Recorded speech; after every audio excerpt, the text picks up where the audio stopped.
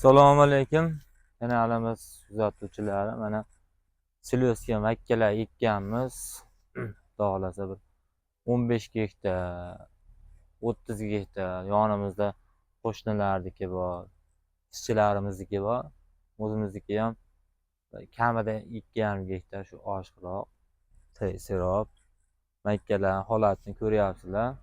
Yana bir video murojaat qilyapman. Kelaverasizlar oldindan.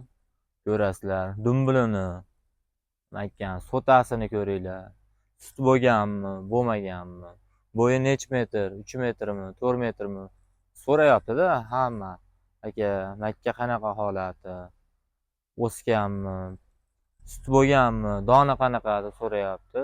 Shunga mana ko'rsatib o'tyapman. Xudo xolasa yana xolasalaring kelasizlar, ko'rasizlar. Shu turishiga o'raman sizlar. Shu turishiga kelishamiz, o'tirib mashinasini bekorlash ham telefonda bo'laveradi.